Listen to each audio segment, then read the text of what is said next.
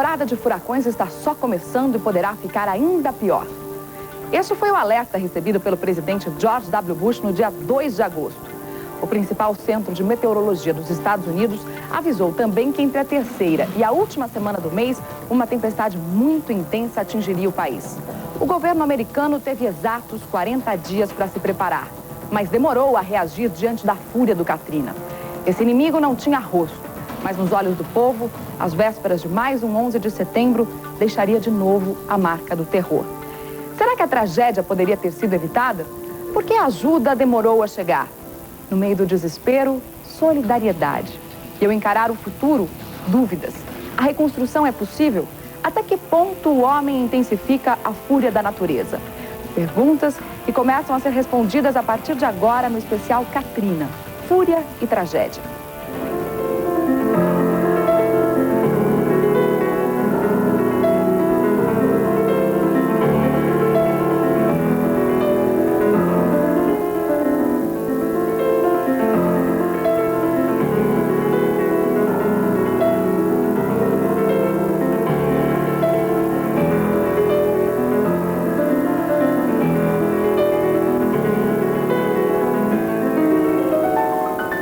Depois de 2 semanas, meteorologistas ainda se perguntam por que o Katrina transformou-se numa tempestade tão intensa.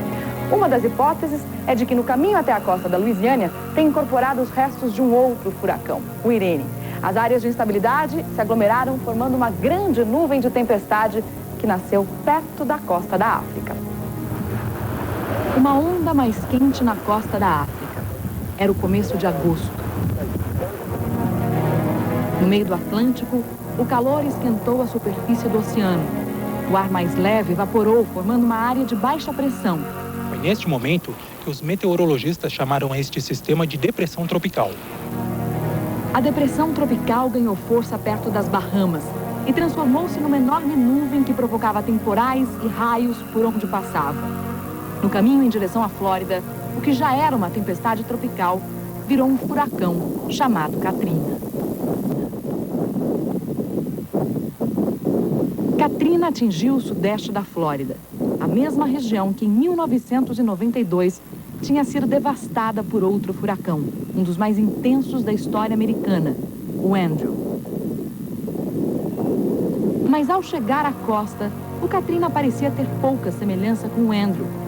Era um furacão de categoria 1, com ventos de 130 km por hora. Pela escala Saffir-Simpson, os danos deveriam ser pequenos. Mas naquele momento, os estragos já eram enormes. Enchentes, naufrágios, edifícios destruídos, mais de 1 milhão de pessoas sem luz e 9 mortos.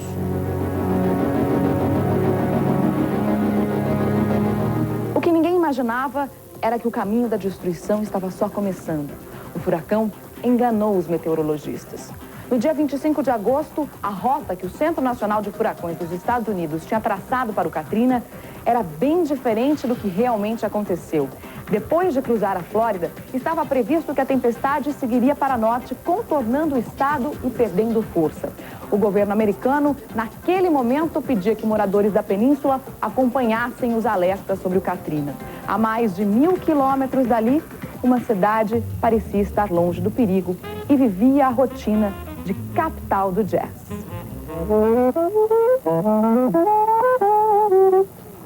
A música preenche o cenário marcado pela colonização francesa. Em sua fundação, Nova Orleans era Nouvelle Orleans, em homenagem ao Duque Felipe, da cidade de mesmo nome na França. Ruas estreitas, casinhas de madeira, cafés, a arquitetura do início do século XVIII. O charme dá o tom.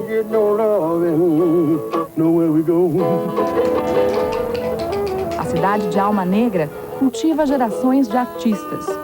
Os músicos e seus instrumentos fazem a festa na Bourbon Street.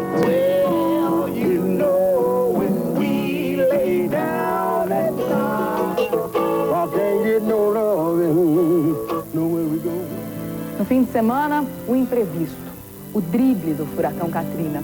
No calor de 32 graus do Golfo do México, o furacão encontrou o que precisava: Com isso, ele entrou no Golfo do México, que é característico de águas extremamente quentes, e depois adentrou no continente, onde você tem o Vale do Mississippi, que é um lugar onde tem muita umidade, e aí você juntou a fome com a vontade de comer.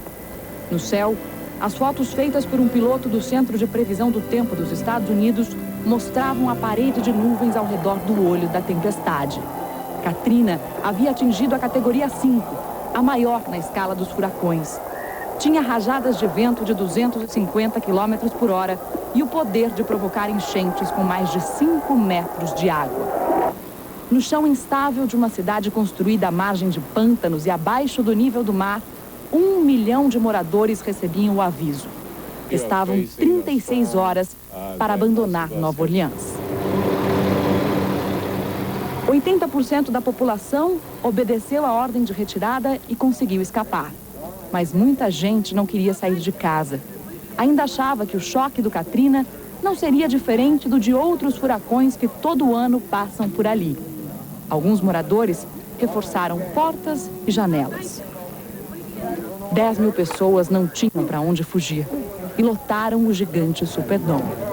O estádio, que seria o último abrigo, a chance de refúgio, teve o teto parcialmente destruído quando Katrina rasgou a costa da Louisiana. O olho do furacão passou 20 quilômetros a leste de Nova Orleans e mesmo sob a água das goteiras, quem estava no Superdome pensou que o pior tinha passado. Mas uma dúvida pairava no ar. Pressionados por um lago, pelo rio Mississippi, pelo oceano, será que os diques de Nova Orleans aguentariam a fúria do Katrina? Os diques não aguentaram o volume d'água em Nova Orleans e 80% da área total da cidade foi inundada. O Departamento de Segurança Nacional classificou o rompimento como uma catástrofe tão grande quanto o furacão em si. Críticos da administração Bush rebateram: se parte do orçamento para contenção de enchentes não fosse desviada para a guerra no Iraque, o episódio poderia ter sido evitado. Helicópteros, barcos, uma mão estendida. No telhado do que um dia foi uma casa, em hospitais e até em prisões. Quem sobreviveu à fúria do Katrina aguardava ansioso a chegada de ajuda. Os Estados Unidos passaram a viver uma das maiores operações de salvamento da história do país. Muita gente quer voltar logo para casa, mas ainda não é a hora, disse o presidente Bush, que encurtou as férias por causa do Katrina. Em áreas menos inundadas, moradores invadem supermercados e limpam as prateleiras. A perversidade da situação levanta a dúvida: crime ou necessidade? A polícia disse que podia. Eu só estou pegando comida, justifica esta mulher. O caos estava instalado e este estádio coberto, o Superdome, se transformou no símbolo do pandemônio. A brasileira Mônica Bassão testemunhou tudo. A gente viu crianças sendo estupradas. Lá dentro? Sim, mulheres. Teve uma mulher que cometeu suicídio lá. E a situação assim estava caótica. E teve mulheres que deram à luz lá dentro. Então era um desespero total. O Itamaraty recebeu 99 pedidos para localizar brasileiros nas regiões afetadas pelo furacão. Até agora teve notícias de 76. Gritos, discussões e até tiros contra os helicópteros militares. As vítimas do Katrina brigavam para deixar logo Nova Orleans. Depois de 3 dias, ninguém aguentava mais ficar no Superdome. Sem comida, sem água, sem luz. As condições sanitárias eram zero e o cheiro insuportável. Esvaziar o estádio, mais que uma obrigação, tornou-se uma urgência. As pessoas estão morrendo, diz essa mulher. Bebês, idosos, nós estamos famintos aqui. People are dying. We're starving out here. A ajuda demora a chegar porque Nova Orleans continua inundada. Nova Orleans, vencida pela água, agora se rende ao fogo. Vagões de trem com material tóxico provocaram uma série de explosões na cidade. Mar adentro, outro desastre. O vazamento de petróleo de um navio-tanque torna a inundação ainda mais perigosa. Queremos ajuda, gritava a população. O prefeito reforçou o coro. Disse que as autoridades federais não têm ideia de como a situação é grave e esbravejou em entrevista a uma rádio: façam alguma coisa. Os primeiros caminhões militares com alimentos e remédios chegavam. Os últimos ônibus com os desabrigados do furacão partiam. Destino, Texas. Houston, a quarta maior cidade americana com 2 milhões de habitantes, ganhou mais 100 mil moradores temporários por causa do Katrina. Uma parte veio para esse estádio, o Astrodome. Outra seguiu para 2 abrigos menores, mas a maioria está espalhada pela cidade, hospedada na casa de conhecidos, de voluntários ou mesmo em hotéis baratos. Nas cidades atingidas pelo furacão ou nos refúgios, a constatação de que quase todas as vítimas são negras e pobres despertou acusações furiosas de racismo. Foi um furacão passar por aqui e a charmosa cidade americana, cheia de peculiaridades, perdeu boa parte do que a distinguia de tantas outras. Hoje, Nova Orleans lembra Bagdá. Comboios da Guarda Nacional ocupam ruas e avenidas que não estão inundadas. Nova Orleans lembra Veneza, só que ter a rua transformada em canal não tem charme nenhum. Nova Orleans lembra uma cidade subdesenvolvida qualquer.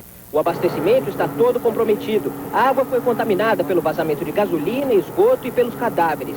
A prefeitura alertou para uma bactéria chamada E. coli, que pode causar doenças graves e levar à morte. Esse aqui costuma ser um dos lugares mais divertidos e mais alegres de Nova Orleans. A cidade tem um carnaval bem tradicional, o Mardi Gras.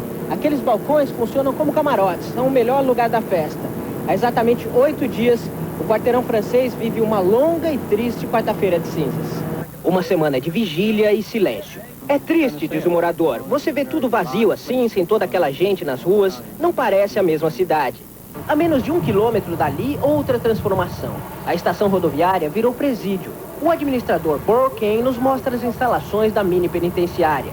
Ele explica que a maioria está aqui por se aproveitar da situação para saquear. Mas ressalva, a polícia não prendeu quem pegava água e comida.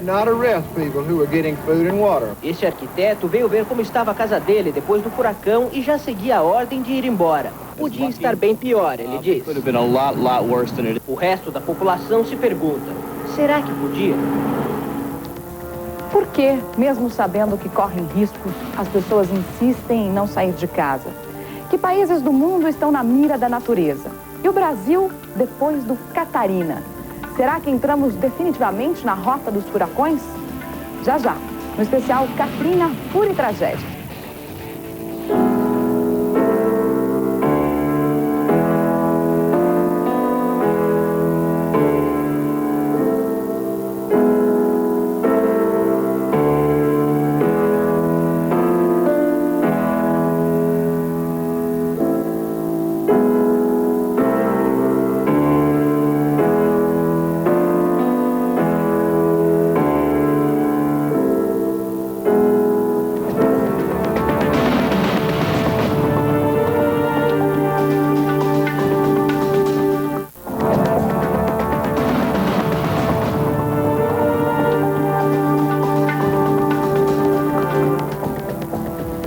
Lugares do mundo, a natureza parece estar sempre à espreita, como se ajustasse a mira para não errar o alvo. Milhões de pessoas vivem sob a constante ameaça de uma catástrofe como a do furacão Katrina. Você sabia que no Japão o risco de um terremoto é tão grande que as crianças fazem treinamento desde pequenas para saber como agir em caso de tremor?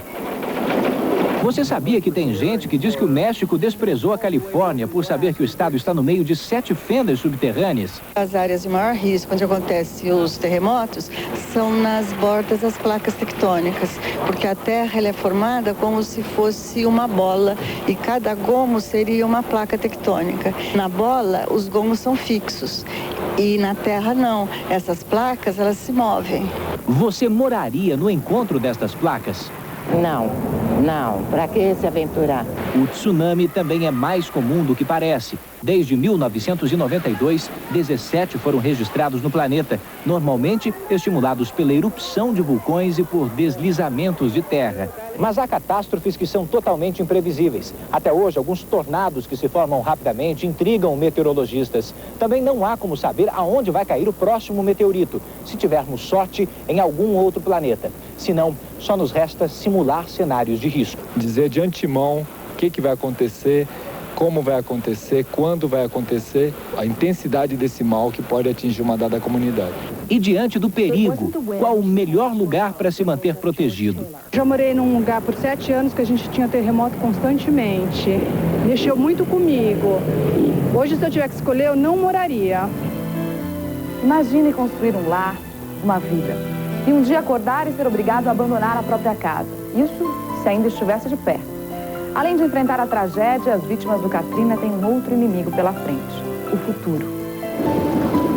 A volta para casa, na maioria das vezes, um sentimento de bem-estar. Saudade da família, comida. Quem vai por um tempo quer voltar um dia. A gente acaba se enraizando, a nossa história tá ali. Ser obrigado a sair de casa é traumático. Em Nova Orleans, milhares de pessoas tiveram que deixar os lares, suas vidas para trás. Uns correram, outros tentaram permanecer a todo custo. Mas a remoção foi determinada pelas autoridades que estão instruídas a usar a força se for necessário. Para esta historiadora, este é o mesmo sentimento de um exílio político. Ela não gostaria de estar fora, ela gostaria de permanecer onde estava, mas ela foi obrigada a se retirar. E a tragédia natural, quando ela também obriga a essa retirada de população, ela faz com que essa população possa sentir esse mesmo drama. Mesmo em áreas consideradas de risco, é difícil abandonar a própria casa. Há situações em que o incerto assusta tanto quanto a fúria da natureza. É a sensação de insegurança que permanece depois da tragédia, principalmente quanto aos mais pobres. O apego ao que foi construído, segundo a psicologia, é motivo para a depressão. Já para outra ciência, a sociologia, é a falta de confiança no Estado que faz as vítimas do Katrina temerem o que virá pela frente. As pessoas não têm confiança nesse Estado. Elas são, na verdade, estão sendo, o que é pior, atemorizadas. Se não saírem por bem, vão sair por mal. O mundo critica. O governo Bush poderia ter agido antes. Uma situação diferente à do tsunami, o maremoto no Oceano Índico que devastou vários países no início do ano. A catástrofe da Ásia era bem mais difícil de ser prevista. Esse deslocamento forçado e, em princípio, temporário, acabou dando margem a toda uma mudança de conjuntura política, de conjuntura econômica, que cerceou essas pessoas. Começar de novo? Um trabalho difícil, mas possível. A única certeza é que o futuro agora dá medo. Eles sobreviveram e um dia deverão voltar a sorrir. Só que para muitos, voltar para casa nunca mais. 2005 foi o segundo ano consecutivo em que houve registro de tornados no Brasil. No interior de São Paulo, um deles surpreendeu até meteorologistas norte-americanos. O mesmo já tinha acontecido em março do ano passado, quando um furacão atingiu Santa Catarina e o Rio Grande do Sul. Em Indaiatuba, no interior paulista, o que mais chamou a atenção dos pesquisadores foram os mini funis de vento ao redor da grande tempestade. Indicavam que aquele era um dos tornados mais intensos já registrados abaixo da linha do Equador. Tivemos 20 mil raios no estado de São Paulo num dia de maio. Uma situação recorde, nunca foi observado. A grande questão é saber se essa situação extrema possa ser um indicativo de que essas condições possam vir a se repetir, né, nos próximos anos, ou se tenha sido apenas uma situação marginal e que não venha acontecer novamente. Este ano, tornados também atingiram Criciúma, em Santa Catarina, e muitos Capões, no norte do Rio Grande do Sul. Nenhum lugar do mundo está a salvo dos tornados, mas é na região central dos Estados Unidos que são mais comuns. E de acordo com os meteorologistas, as condições atmosféricas no Brasil são semelhantes às do chamado Vale dos Tornados americano. Lá, o choque entre o ar quente e úmido do Golfo do México com o ar seco e muito frio que vem do Canadá provoca as tempestades. Aqui, o encontro de massas de ar polar vindas da Argentina com o calor e a umidade da Amazônia favorece a formação dos tornados, que às vezes têm ventos mais intensos do que os de um furacão. Só que a área de destruição de um tornado normalmente é menor, porque a tempestade dura poucos minutos. Não foi o que ocorreu com o Catarina, em março de 2004. Um furacão formava-se pela primeira vez no hemisfério sul. A chuva forte e a ventania começaram na sexta-feira, mas o pior veio na madrugada de domingo. 35 mil casas destruídas, 33 mil pessoas desabrigadas, 4 mortas e 7 desaparecidas. Entre os cientistas, um consenso. Catarina foi algo fora do comum, mas alguns pesquisadores acreditam que furacões podem voltar a atingir o Brasil. A temperatura da superfície do mar do Oceano Atlântico Sul está aumentando. E aí poderia criar condições para desenvolver furacão, mas isso num futuro mais longo, né? Um ano e meio depois do Catarina, moradores das regiões atingidas ainda não esqueceram o furacão, mas agora se sentem mais preparados para novos vendavais. O pescador Manuel Ribeiro, de Passo de Torres, nunca mais vai esquecer o furacão Catarina. Seu barco estava em alto mar, a 80 quilômetros da costa, quando o vento chegou. Foi uma noite de tortura, porque era as pessoas chorando e outros barcos afundando, e para nós foi tudo, né? O auxiliar de máquinas, Saulo Alves, perdeu a casa e todos os móveis. Voltou ao trabalho e, aparentemente, leva uma vida normal. Mas as imagens da destruição não saem da sua cabeça. A melhor coisa é que não morreu ninguém, não se machucou ninguém, meus filhos estão todos vivos. Para a dona Terezinha, o furacão deixou uma marca ainda mais perversa. Além da casa, ela perdeu o marido. O casal e os 4 filhos estavam dentro de um Fusca quando uma árvore caiu em cima do carro. Deixa uma marca muito triste pra gente. É uma lembrança que nunca mais vai sair, eu acredito que nunca mais vai sair na minha cabeça. Depois da madrugada daquele domingo, cada previsão de vento forte é uma tormenta para quem vive na região atingida pelo furacão. Hoje, se eu pudesse não voltar mais ao mar, com certeza que não voltaria mais. Dos tempos para cá, só no que se fala é de vento e ciclone, e isso aí apavora, gente. O furacão Catarina também despertou o interesse pela prevenção. Agora, ao menor sinal de ventania, pescadores recolhem o barco e não entram no mar. Para quem já está na água, uma equipe passa alertas com a ajuda de um radioamador. A previsão para este sábado é ventos de leste a nordeste, de 20 km por hora, força 3, e rajadas variando entre 40 e 50, de uma força 5 a 6. São 4 boletins por dia que orientam quase 1000 embarcações. Depois do Catarina, a tendência, a atenção dos pescadores aumentou muito mais, né? Muito mais, né? Eles acompanham no dia a dia muito mais do que acompanhavam. A própria Defesa Civil está mais capacitada para eventos desta natureza, depois do furacão Catarina. Desse furacão a gente tirou uma lição de que havia necessidade de se preparar melhor e acabou acontecendo efetivamente uma melhor preparação da Defesa Civil. Até que ponto o homem intensifica a fúria da natureza? O chamado aquecimento global está relacionado com um grande número de furacões deste ano? E você vai saber também, Arlene, Cindy, Denis, como são escolhidos os nomes das tempestades. Já já, no Katrina, Fúria e Tragédia.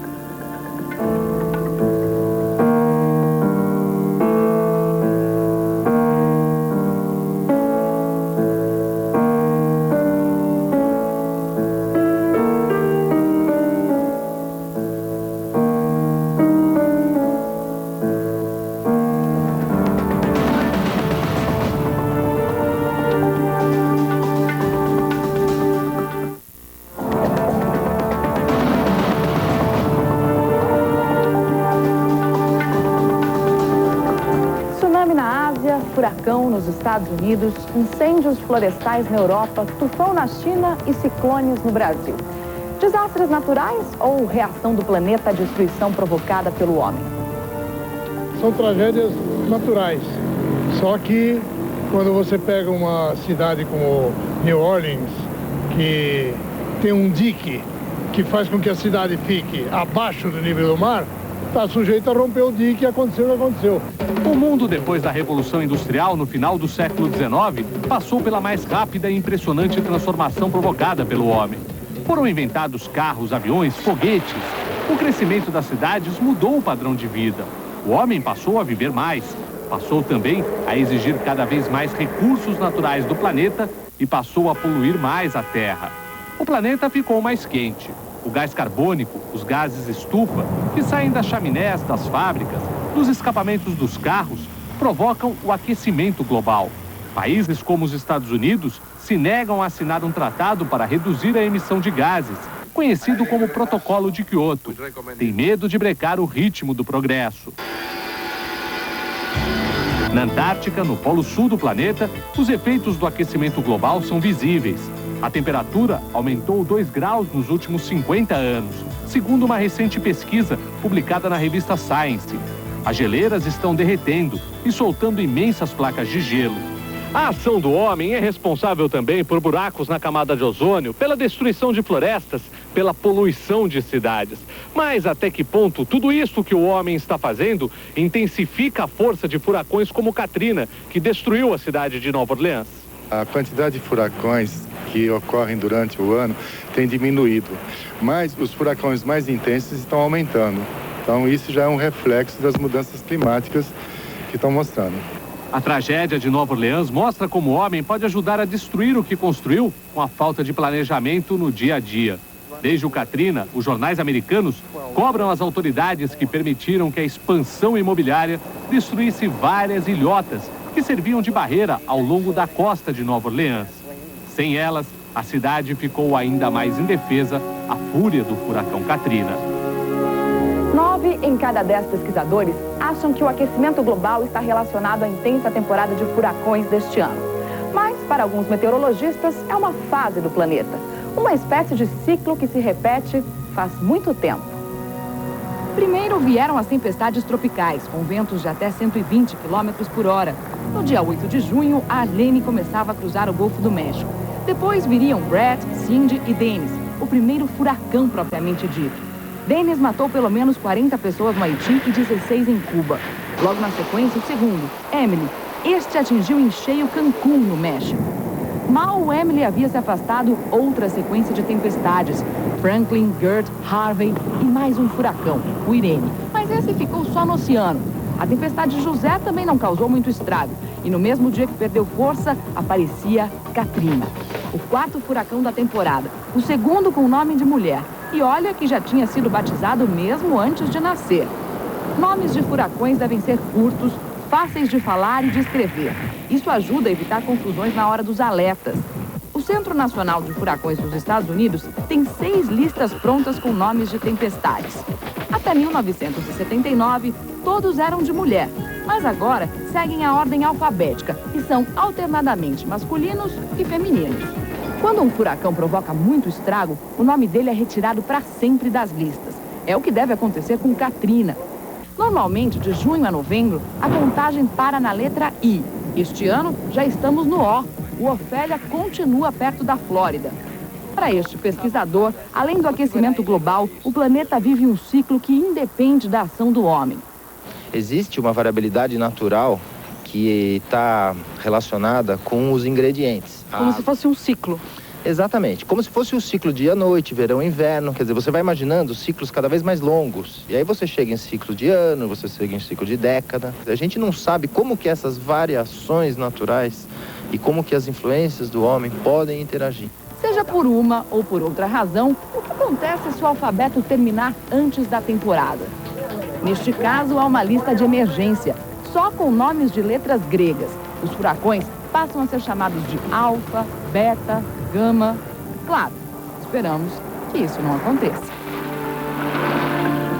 E como esperamos. Obrigada pela sua audiência, um ótimo domingo e até mais.